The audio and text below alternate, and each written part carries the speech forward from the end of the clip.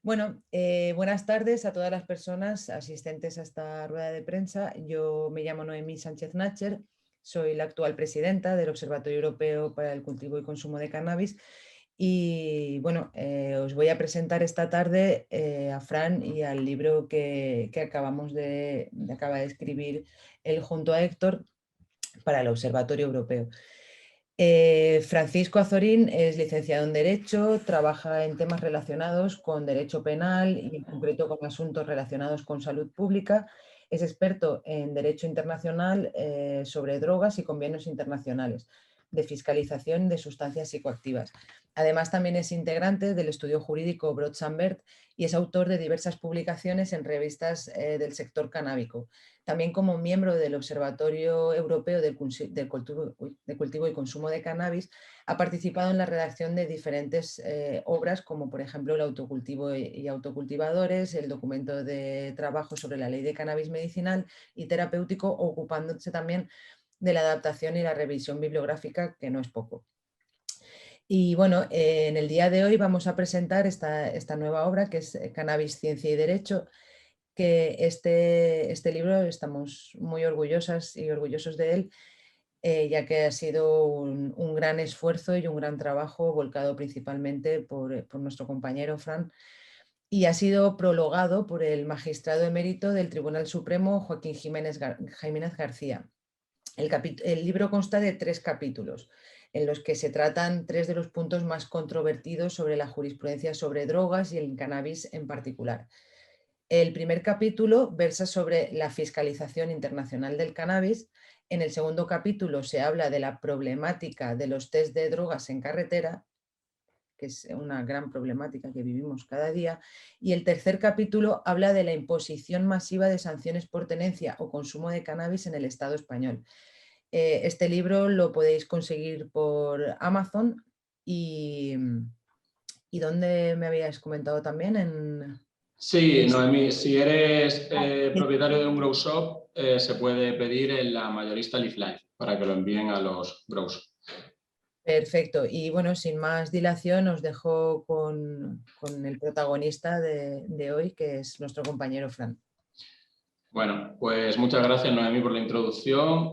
Buenas tardes a todos, compañeros, amigos, periodistas. Es un placer para mí poder estar aquí presentando mi último trabajo, que se titula, como bien ha dicho la presidenta del Observatorio, Cannabis, Ciencia y Derecho. En él, por así decirlo, se intentan aunar entidades como la ciencia y como el derecho, que siguen metodologías distintas, pero que al final tienen que informar al juzgador para que aplique el derecho de acuerdo a los principios de proporcionalidad y de acuerdo a la realidad del momento actual y siguiendo los conocimientos científicos actuales. Quiero agradecer a todo mi equipo, Joan, que está presente, Héctor Brotons, su hermano José Ángel Brotons, por la ayuda en la denuncia de la desproporción de las sanciones por tenencia y consumo de drogas en Yecla, que conseguimos anular todas las sanciones o que sean potencialmente todas anulables por falta de competencia de los entes municipales. Y sin más dilaciones voy a empezar a presentar el primer capítulo, que se titula Fiscalización Internacional del Cannabis, en donde, por así decirlo, se parte de que hay una discusión doctrinal histórica en la jurisprudencia del Supremo que siempre ha entendido que la hoja de la cannabis y los tallos, por contener una sustancia clasificada como psicotrópico en el Convenio Internacional de 1971, que toda la planta del cannabis se encuentra sometida a fiscalización y por lo tanto que los pesajes de las intervenciones se tienen que contar todas las partes de la planta. Pues bien, esto para cualquier no ya experto, sino usuario o usuaria de cannabis, así como cualquier persona que sin usar cannabis tiene los pies en la tierra y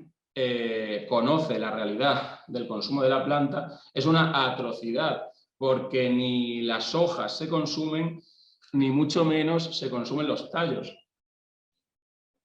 Entonces, si el artículo 1b de la Convención de 1961 dice que se define por cannabis la sumidad florida de la planta, es decir, el cogollo, y la hoja anexa a esta sumidad, ¿por qué?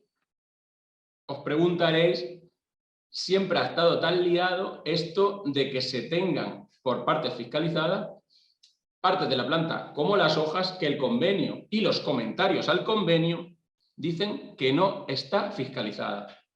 Pues bien, esto es así porque en el 1961 se realizó el primer convenio el segundo convenio internacional de fiscalización de drogas, en donde se fiscalizaban 3 plantas, la cannabis, la dormidera y el arbusto de coca, y diferentes sustancias derivadas de esas plantas, la cocaína, la codeína, la heroína o la morfina, que se consideraron estupefacientes porque podían producir estado narcótico, aunque bueno, según muchos expertos eso tampoco sería así porque la cocaína no es un narcótico de manera estricta. Pues bien, claro, teniendo ese único convenio internacional en cuenta, efectivamente solo sería fiscalizable la flor del cannabis. Pero luego en 1971, con el auge de ciertos alucinógenos como la LSD, se construyó un convenio internacional para el control de estos nuevos alucinógenos, que se llamó el Convenio de Psicotrópicos, firmado en Viena en 1971, que fiscalizaba las sustancias populares de la época, como la LSD, o la que sería más tarde popularmente conocida como MDMA o éxtasis.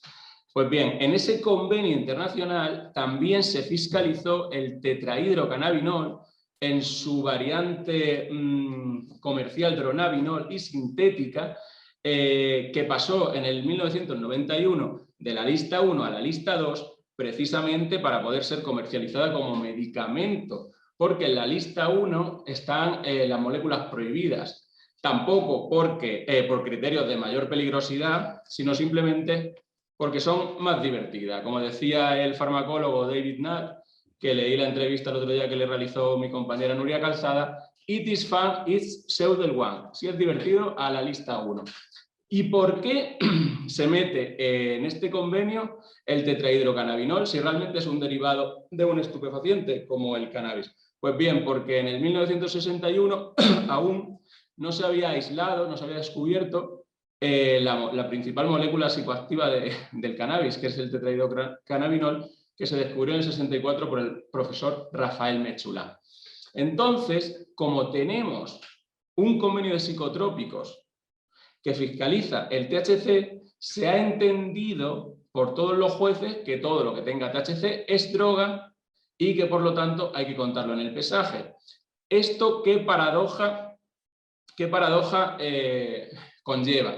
Pues bien, esto puede conllevar a que un narcotraficante internacional que es sorprendido en la frontera con 9 kilogramos de cogollos que tienen un valor alto en el mercado, no vaya a prisión porque no se aplique el agravante de notoria importancia que se aplica a partir de 10 kilogramos de cannabis, y que sin embargo un cultivador que es sorprendido con un cultivo en exterior que si se pesa en su totalidad podría superar los 10 kilogramos, pero que si se le descuentan los tallos y las hojas, quizás serían los 3 kilogramos que mucha jurisprudencia menor de audiencias provinciales viene estableciendo como un acopio anual para autoconsumo, que algunas sentencias incluso lo elevan a los 7 kilos 300. Pero no solo eso, sino que el cannabis, en base a un estudio, un informe del Instituto Nacional de Toxicología del 2003, que decía que el THC siempre está presente en más o menos medida en toda la planta de la cannabis, entre un 0,4 y un 6-7%. Un informe que, bueno, hemos solicitado por vía portal de transparencia. Entendemos que no es nada serio, que no tiene una buena bibliografía científica aparejada y que ha conllevado a dar una información al Tribunal Supremo para que construya una jurisprudencia que dice lo siguiente: el cannabis siempre en mayor o menor medida tiene THC, por lo tanto no es necesaria la acreditación de la pureza de ese THC una vez constatada la toxicidad. Muy bien. El problema es que aquí el Tribunal Supremo patina con un concepto farmacológico básico, porque la toxicidad de una sustancia no se puede acreditar si no se cuantifica una pureza de principio psicoactivo o de principio tóxico. Porque como ya decía Paracelso hace 2000 años, solo dosis facie venerum, es decir, solo el veneno está en la dosis, solo la dosis hace el veneno. Por lo tanto, si no hay cuantificación, no podríamos establecer que la dosis es tóxica y, por lo tanto, según el Tribunal Supremo, puede afectar a la salud pública. Y como veremos, esto es muy importante en cuanto al cultivo de cáñamo industrial, que posteriormente trataremos.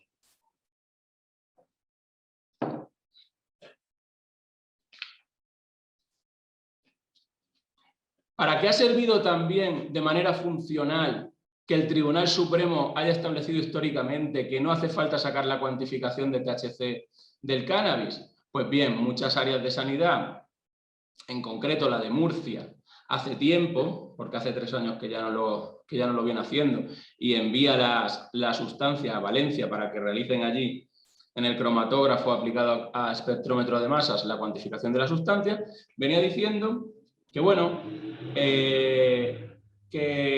venía aplicando un test colorimétrico, DUS-NOAS, que en realidad ni siquiera puede acreditar que lo que está analizando sea cannabis.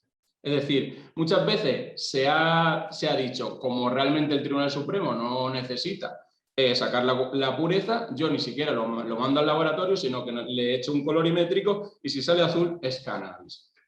Vale, pero claro, ¿y cómo hemos podido demostrar que estas tesis eran erróneas? Porque muchos tribunales sí que es cierto que interpretaban la Convención del 61 de acuerdo al artículo 1b y decían no, solo está fiscalizado el cogollo, pero muchos otros no. Entonces esto lo hemos acreditado con los informes de la Junta Internacional de Estupefacientes, que cuando hacen ellos la interpretación de los convenios dicen no podemos mezclar convenios internacionales a la hora de fiscalizar plantas. Las plantas solo se fiscalizan por el convenio del 61. Las únicas plantas prohibidas son el cannabis, la dormidera y el arbusto de coca. A pesar de que existan sustancias psicotrópicas contenidas en las listas del convenio de psicotrópicos, las plantas que contengan trazas de esas moléculas o partes de la planta, como la hoja del cannabis, no se encuentran sometidas a fiscalización. Esta tesis, además, ya ha sido superada en sentencia 205 de 2021 del Tribunal Supremo, en la que por fin se dice que las hojas de la planta de la cannabis no están sometidas a fiscalización, y este letrado que presenta este libro ya ha conseguido una sentencia en un juzgado de lo penal de Elche que elimina del pesaje 18 kilos de hoja. La diferencia en esta tesis es tan sustancial como que si te cuentan las hojas puedes ir a prisión y si no te cuentan las hojas quedas en libertad.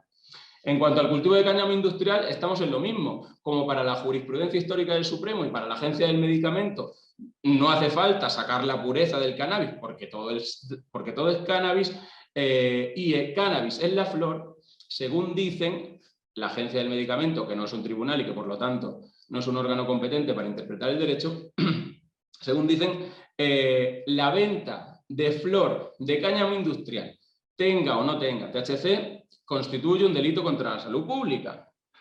Pero es que eso va en contra de la propia jurisprudencia del Supremo, que dice que una droga, para ser droga, tiene que provocar los efectos que le son propios, y de la nueva sentencia del Tribunal de Justicia de la Unión Europea, 19 de noviembre, que dice, en cuanto al caso concreto, eran unos vapeadores de CBD con trazas de THC extraído en full spectrum de manera natural, que se produjeron legalmente en la República Checa y se vendieron a Francia.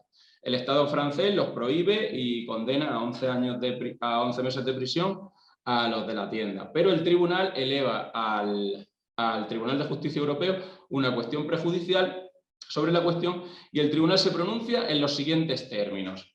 Y dice, Lo primero de todo es que el artículo 28.3 de la Convención, el paréntesis, el cultivo de cáñamo industrial, entre paréntesis, fibra y semilla, no estará sometido a los preceptos de esta Convención. Ese paréntesis no hay que interpretarlo como un numerus clausus, sino como un mero ejemplo, y existirían muchos más fines industriales lícitos aparte de la venta de fibra textil o de semillas, porque lo importante es el fin último de la Convención, que no es otro que la protección de la salud de las personas. Por lo tanto, si una sustancia como el CBD, con mínimas trazas de THC, según el informe de la OMS de 2017, no puede afectar a la salud de las personas, porque es seguro, porque no es tóxico, no es adictivo y no es psicoactivo. La decisión del Estado francés de prohibir esos productos de CBD, arguyendo motivos de salud pública, no es proporcional, no es necesaria y además afecta al derecho a la libre circulación de mercancías, que es un derecho capital en la Constitución de la UE y es el que pondera en estos casos.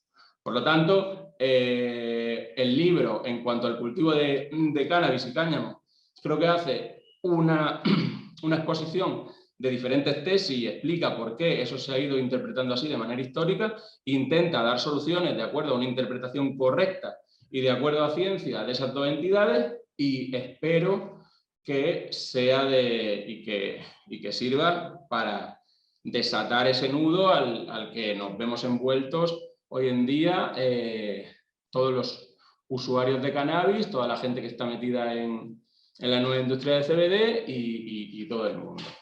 Eso en cuanto al primer capítulo.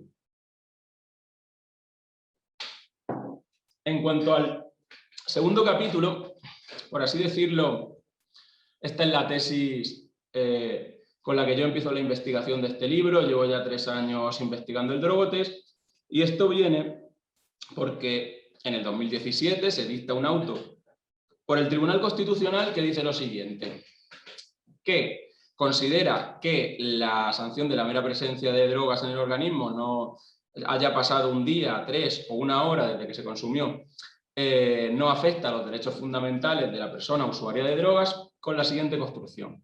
Y dice, es una máxima de la experiencia que la simple presencia de una mínima cantidad de droga en el organismo puede afectar a las capacidades psicofísicas de la conducción. Muy bien, muy bien.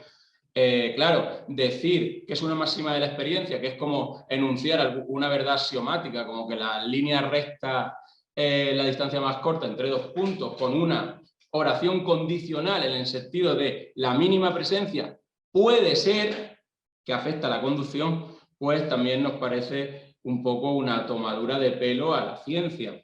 En ese sentido, yo estuve investigando toda la bibliografía científica y de derecho comparado que existe ya sobre las dosis mínimas de cada sustancia en sangre y en saliva que son necesarias para acreditar una mínima afectación a las capacidades, que no quiere decir tampoco que esa sustancia en concreto afecte más o menos a la conducción, porque claro, hay sustancias como los opiáceos, la benzodiazepina, la ketamina o los alucinógenos que afectan más que ciertos estimulantes, ¿no? Que podrían ser equiparados a la cafeína o a la taurina, tan de moda en ciertos conductores. Entonces, yo lo que he investigado es que en el caso del THC, tanto la bibliografía científica como el derecho comparado establecen que la mínima afectación empezaría entre 2 y 5 nanogramos mililitro en sangre. Pero claro, ¿es lo mismo sangre que saliva? Pues no, porque también existen estudios de correlación que dicen que en el caso del cannabis, 1 nanogramo mililitro en sangre equivaldría a entre 27 y 98 mililitros en saliva, dependiendo del metabolismo de cada persona, y con una media de 1,44. Esto es igual que en el caso del alcohol, en donde, por ejemplo, el 1,2 nanogramos mililitro en sangre, que es lo que haría que se considerara delito penal, equivale a 0,6 mililitros, nanogramos mililitro en aire expirado. Es decir, en el alcohol tampoco es lo mismo aire expirado que sangre, ¿vale? También hay que decir que la ley y la jurisprudencia establecen que en caso de duda se puede optar a una prueba de contraste en sangre y que lo que prevalece siempre y siempre ha prevalecido, tanto en el caso de las drogas como en el alcohol, es el análisis de sangre. La ley también dice que los agentes de la autoridad tienen la obligación de informar al sancionado que tiene derecho a ese contraanálisis de sangre. Yo lo que he detectado después de haberme entrevistado y haber llevado casos de más de 100 sancionados es que en el 99% de los casos el agente de la autoridad nunca informa de ese derecho a prueba de contraste. Pero es que es más, claro, también hay que decir, vale, ¿qué punto de corte tiene el aparato de campo? Vamos a ver qué punto de corte tiene el aparato de campo para ver por qué la gente da positivo a los 3 días. Cuando nos vamos a la web de, por ejemplo, la compañía Drager, vemos que para el caso del cannabis el punto de corte es de 5 nanogramos mililitro. Que podríamos decir, bueno, como tiene Colorado o Washington establecido el límite en la ley, pero es que 5 nanogramos mililitro en saliva no son 5 nanogramos mililitro en sangre. 5 nanogramos mililitro en saliva equivaldría en el cannabis, de acuerdo a la equivalencia, a unos 0,2 nanogramos mililitro sangre, lo que ya explica por qué en el aparato de campo se da positivo a los 3 días. Entonces, ¿qué dato me faltó a mí por descubrir que hizo que este estudio se atrasara tanto en el tiempo? Yo no tenía el dato de los puntos de calibración de los instrumentos de laboratorio en sangre y en saliva de cuando mandaban la muestra al laboratorio, la muestra confirmatoria. Al final yo, mediante recursos contenciosos y en vía administrativa, conseguí esos datos.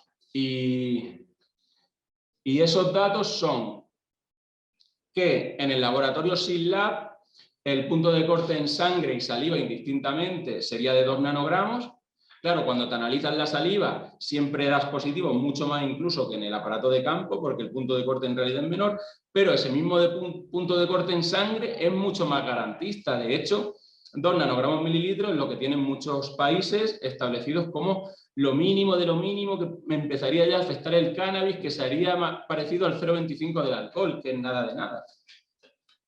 ¿Qué pasa? Que hay otro laboratorio o 2 laboratorios más. El laboratorio Echevarne, se me ha olvidado decir que el laboratorio SYNLAB referencia una norma ISO internacional de calibración de laboratorios, de instrumentos de laboratorios, que entiendo que sería lo correcto, pero el laboratorio Echevarne referencia una supuesta instrucción de la DGT en 2015-2018, que no he encontrado, y que establece el punto de corte para el THC en 1.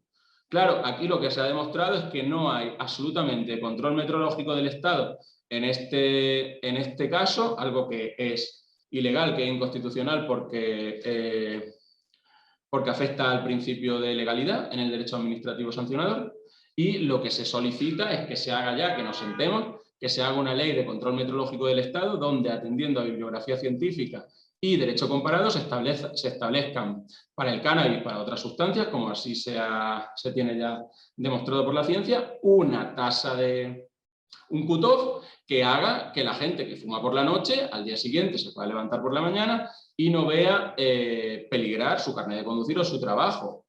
Pero es que los problemas que suceden con el drogotest no se quedarían en los 1.000 euros y los 6 puntos del carnet. Es que yo conozco casos de compañeros que me han contactado que una persona con un accidente normal, le sacan que tiene 10 nanogramos mililitros en saliva, que no es nada de nada, y el accidente con víctima grave, herido grave, se convierte en un accidente por imprudencia.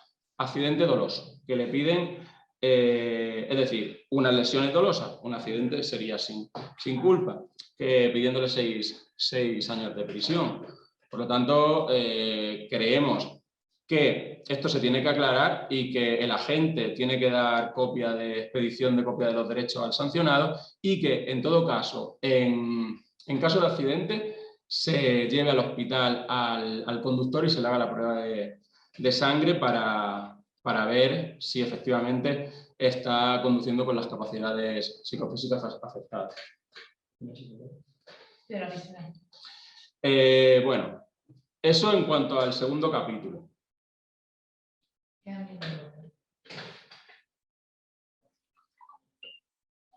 Vamos a ver si terminamos en 10 minutos, que queda de este Zoom, la Ley de Seguridad Ciudadana, y pasamos al otro Zoom para hacer un coloquio y yo poder resolver las dudas de los asistentes.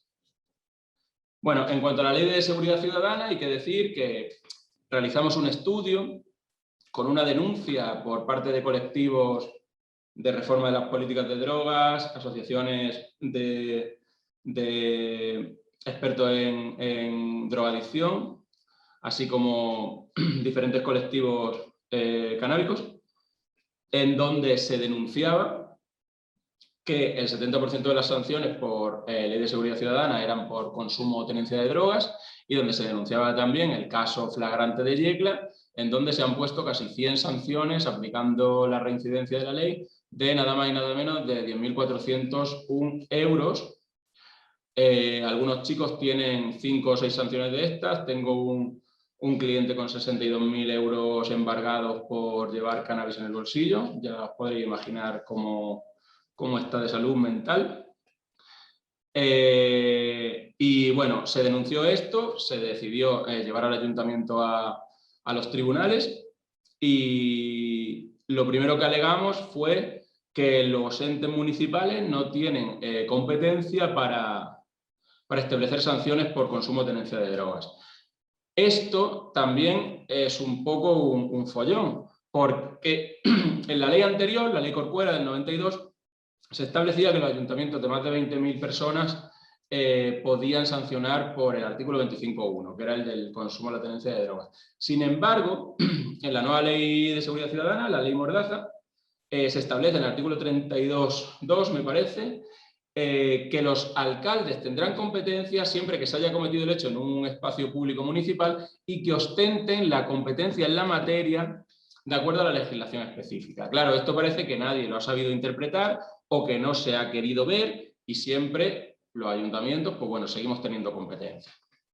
¿Por qué está ese artículo en la ley? Pues bien, porque podemos decir también, y entonces, ¿por qué está ese artículo en la ley? Si los ayuntamientos no tienen competencia, ¿por qué le dan la competencia? No, porque hay que ver cuál es la materia.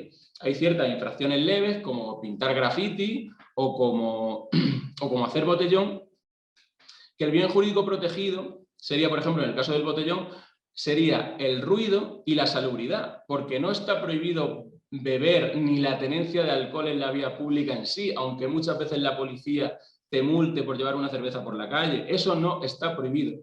Lo que está prohibido es consumir alcohol en la vía pública siempre que se afecte a la seguridad ciudadana. Es decir, la materia es el ruido y la salubridad.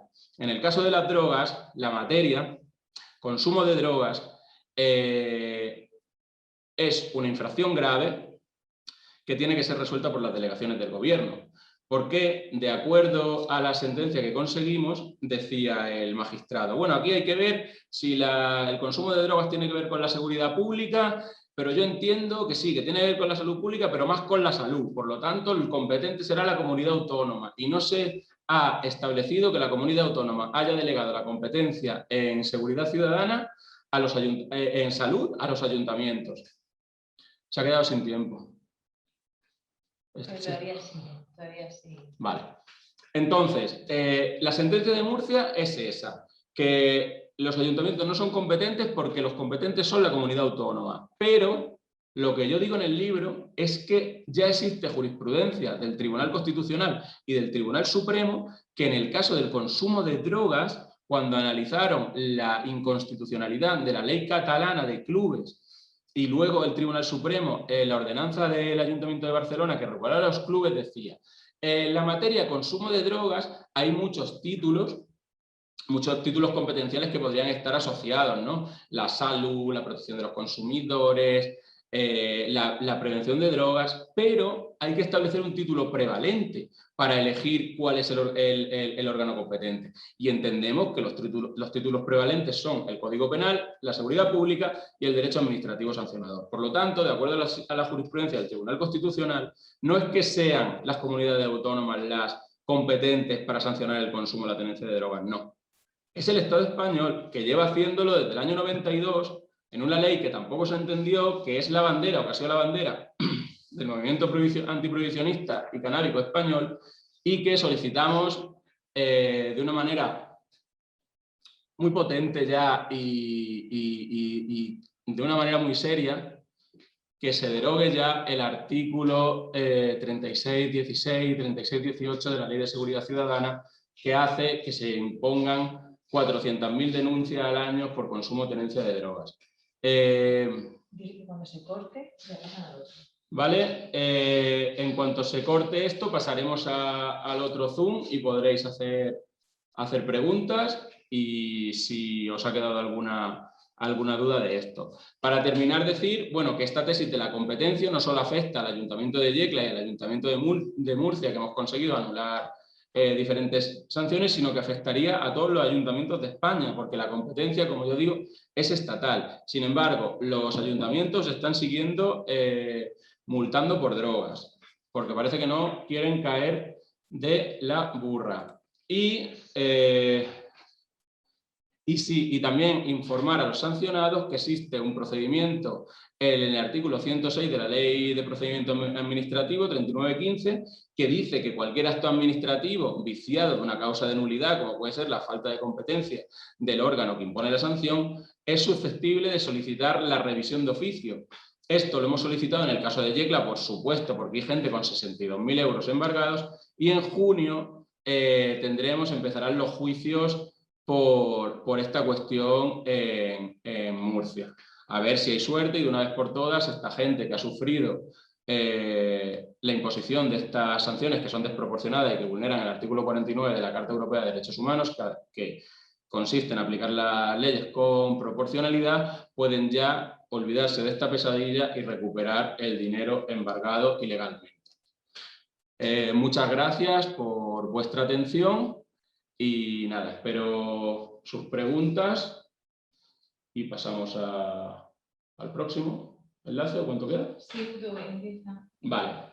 Empieza. Pues muchas gracias a todos por asistir. Si queréis preguntar algo que os haya quedado, que no os haya quedado claro, y yo intento responderos. O que se pongan el micro o que lo escriban. Activar el micro. O que lo escriban por mensaje. Y si no hay dudas, si todo ha quedado... A ver, un chat por aquí. Eso es Nuria. Hola, Nuria. Muchas gracias por estar ahí. A ver esto. Vale, y si no hay preguntas, pues fenomenal, porque todo ha quedado... Ana, yo quería hacerte una pregunta. Bueno, primero... Hola, Guatis. Y por la presentación que has hecho. Gracias. En lo que es la cuestión de la revisión de oficio, la revisión de oficio se hace en el expediente de Hacienda. Entiendo. Claro, yo lo estoy solicitando al ayuntamiento directamente. Se solicita la revisión de oficio de los actos nulos por manifiesto de incompetencia del órgano sancionador. Entonces ellos me han inadmitido a trámite la solicitud porque dicen que no está fundamentada, porque dice que la competencia que la incompetencia no es manifiesta, que eso de la competencia manifiesta es cuando como cuando no hay opción, es decir, cuando está tan clara la cosa en la ley que si no, no sería manifiesta. Digo, claro, eso no sería un error administrativo, eso sería una prevaricación. Pero yo lo estoy solicitando no en Hacienda, sino solicito al ayuntamiento que ese acto administrativo en concreto se anule y luego, como me dicen que no, lo recurro al contencioso. Vale, gracias. Fran, ¿tienes una pregunta en el chat? Cuéntanos qué está. Vale, Nuria Calzada, hola Nuria, pregunta, cuéntanos qué está pasando ahorita con las semillas, ¿por qué están entrando a los Grow haciendo inspección?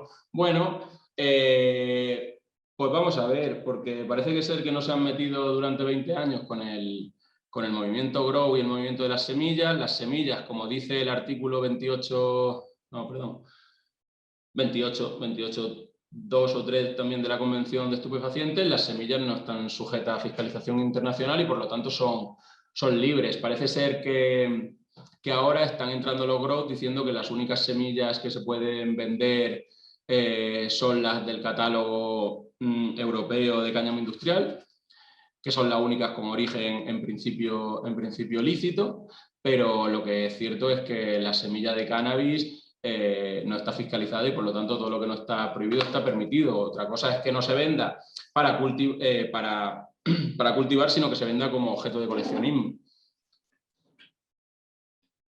Y lo de la ley Mordaza u otro obliga a los bancos a vetar la apertura de cuentas bancarias.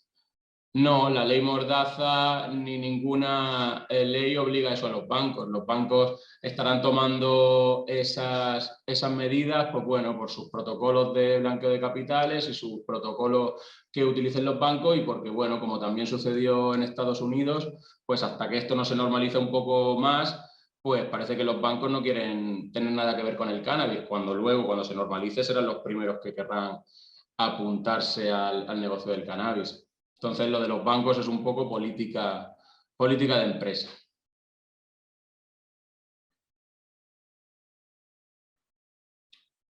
¿Algo más?